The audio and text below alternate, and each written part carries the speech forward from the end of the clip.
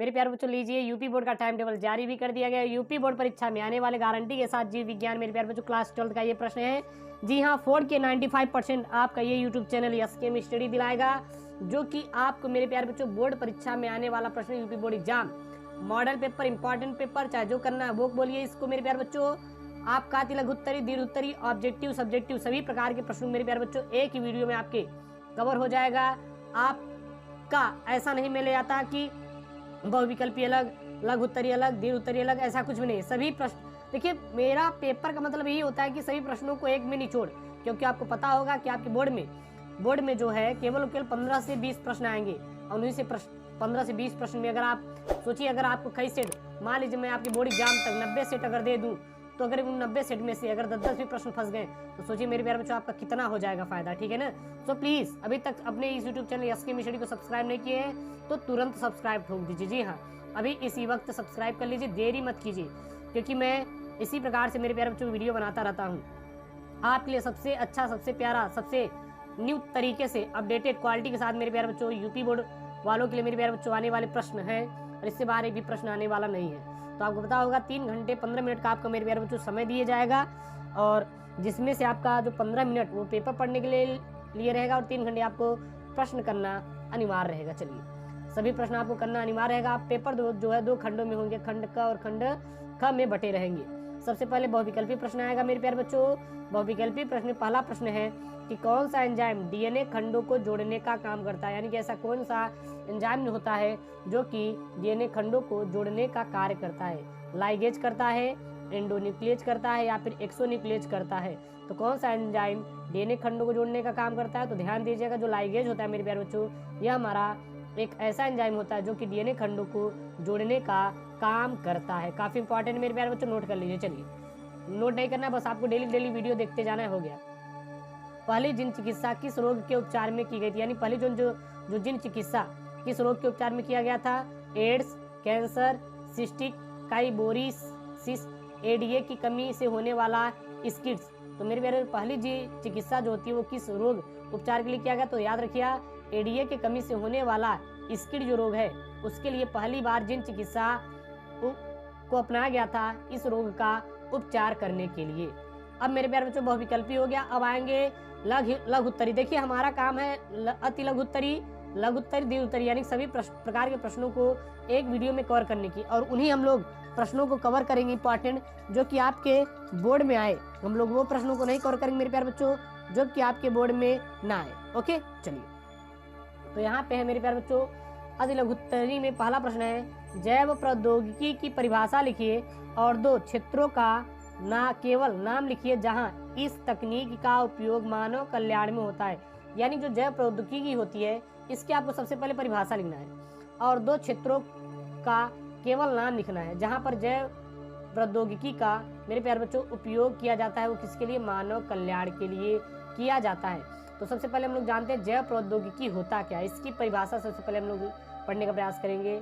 जैव प्रौद्योगिकी में उन तकनीकियों का उपयोग किया जाता है जिसमें जीवधारियों या उनसे प्राप्त एंजाइम्स का उपयोग मानव कल्याण में उपयोगी उत्पाद के निर्माण में किया जाता है। याद रखिएगा यहाँ पे क्या है, जैव जो प्रौद्योगिकी है उन तकनीकों में इसका केवल उपयोग किया जाता है जिसमें जीवधारियों या उनसे प्राप्त एंजाइम का उपयोग किसके लिए करते हैं, मानव कल्याण में उपयोगी उत्पादकों के निर्माण में किया जाता है। और आपका मेरे प्यारे बच्चों जैव प्रौद्योगिकी तकनीकी का उपयोग 2 प्रमुख उपयोग कहाँ किया जाता है ये भी पूछा तो बता दीजिएगा। पहला कृषि के क्षेत्र में और दूसरा चिकित्सा के क्षेत्र में।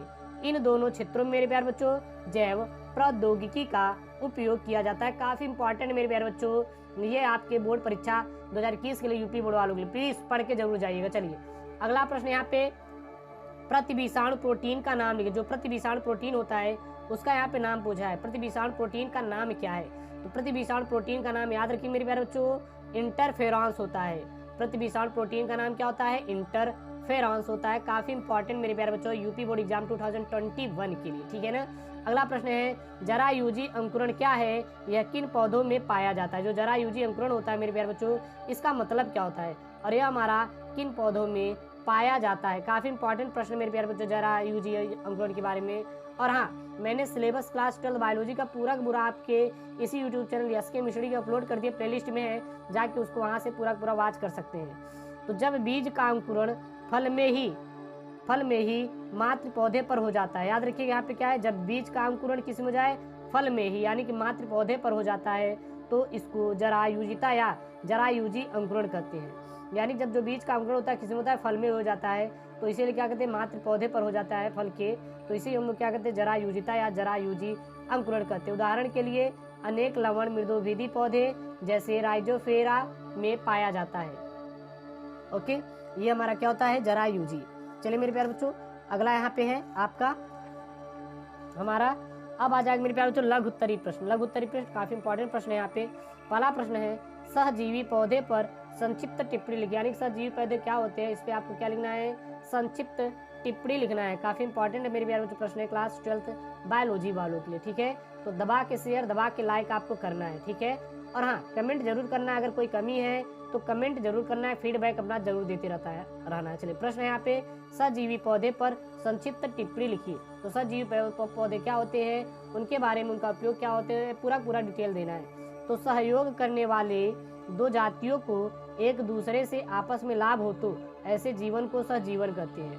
यानी सहयोग करने वाले दो जातियों को एक दूसरे से क्या होता है, आपस में जो लाभ होता है, तो उसे हम लोग क्या कहते हैं, सहजीवन कहते हैं। इसके उदाहरण लाइकेंस मिलते हैं, और इसके सहजीवी के उदाहरण किसमें मिलते हैं, तो लाइकेंस मिलते हैं, जिसमें कवक तथा शैवाल का अत्यधिक घनिष्ठ, अस्थायी तथा अनिवार्य सहजीवन मिलता है। इसी प्रकार लिग्यूमिनस पौधे की जड़ों पर ग्रंथिकाओं में उपस्थित नाइट्रोजन स्थिरीकरण जीवान राइजोबियम लेग्यूमिनोसेरम सहजीवी होता है। ओके, चलिए अब आ जाता है मेरे प्यारे बच्चों देर उत्तरी प्रश्न। काफी देर उत्तरी प्रश्न यहाँ पे इंपॉर्टेंट है। प्रश्न क्या है, जैव विविधता क्या है, जैव विविधता के संरक्षण की क्या क्या नीतियां अपनाई जाती हैं। यानी जैव विविधता की मेरे प्यारे बच्चों परिभाषा लिखना है, और जैव विविधता के संरक्षण में क्या क्या जो नीतियां होती हैं उसको हम लोग अपनाते हैं। तो सबसे पहले आता है मेरे प्यारे जैव विविधता, क्योंकि जैव विविधता का क्या होता है, तो IUCN के अनुसार 15 लाख से अधिक प्रकार के जीवों जिनकी हमें जानकारी है। यानी कि IUCN ये कहता है कि अभी तक केवल 15 लाख से अधिक ऐसे जीव जिनके बारे में जानकारी है और पृथ्वी पर बताई गई है। यह भी निश्चित है कि इनके अतिरिक्त अनेकानेक जातियों के जंतु एवं पादप जिनके बारे में अभी जानकारी उपलब्ध नहीं है, और इनसे भी अधिक अभी जीव ऐसे हैं जिनके बारे में हम मनुष्य को कोई भी जानकारी प्राप्त नहीं हुई है। कई जीव जातियों मानव संरक्षण में फसलों के रूप में या घरेलू पशुओं के रूप में सदियों से उगाई या पाली जा रही है, और इस प्रकार विश्व में अथवा किसी स्थान विशेष पर विभिन्न जातियों का पाया जाना जैव विविधता कहलाता है। इसी क्या कहते हैं मेरे प्यारे बच्चों, जैव विविधता कहते हैं। आगे देखिए मेरे प्यारे बच्चों, वैज्ञानिकों के अनुसार जैव विविधता का उपयोग परितंत्र की विविधता, प्रजातियों के बीच वैधिक तथा अनुवांशिक विविधता के लिए किया जाता है, और इसकी सरल परिभाषा हो सकती है, जैव विविधता का मूल कारण जीवों में मिलने वाली आनुवंशिक विभिन्नताएं हैं। इस प्रकार इसे आनुवंशिक विविधता भी कहते हैं। इसे क्या कहते हैं, आनुवंशिक विविधता भी कहा जाता है। भारत में जैव विविधता का एक मुख्य केंद्र है, जहां पर 167 से अधिक मुख्य पादप जातियों और पालतू पशुओं का उद्गम हुआ है। ऐसी कुछ फसलें जो भारत में उत्पन्न हुई हैं और यहाँ से वे सारे विश्व में फैली हैं, जैसे चावल, गन्ना, सेम, जूट, आम, नींबू, केला, ज्वार, बाजरा, मिर्ची और क्या है औषधियाँ एवं आभूषणात्मक पौधे इत्यादि जितनी भी होती हैं, ये हमारी जैव विविधता की होती हैं। अब आता है मेरे प्यारे बच्चों जैव विविधता संरक्षण की नीति, यानी जैव विविधता संरक्षण की क्या क्या नीतियाँ अपनाई गई हैं। तो जैव विविधता संरक्षण के लिए 100 से अधिक देशों के वैज्ञानिकों ने न्याय संगत एवं विस्तृत नीति तैयार किया। जैसे कौन कौन से, पहला है जंतुओं के आवास, वनों का संरक्षण, दूसरा संरक्षण कार्यक्रमों की प्राथमिकता, तीसरा कानून द्वारा संरक्षण, चौथा वन्य जीवों पर शोध कार्य, पांचवा जंतु शरण स्थल एवं पार्कों की स्थापना, और छठवां जंतुओं के चिकित्सालय तथा रोगों की सुरक्षा, सातवां शिकारों पर नियंत्रण, और आठवां क्या है जीवों के प्रति दया एवं जागरूकता, और नौवां क्या वृक्षारोपण इत्यादि जितने भी है मेरे प्यारे बच्चों, ये हमारी जैव विविधता की क्या संरक्षण नीतियां हैं। तो ये है मेरे प्यारे बच्चों क्लास 12 बायोलॉजी वालों के लिए, यूपी बोर्ड वालों के मेरे प्यारे बच्चों आने वाले प्रश्न गारंटी लेता हूँ कि यहीं से प्रश्न आएंगे, इससे बाहर आने वाला नहीं है।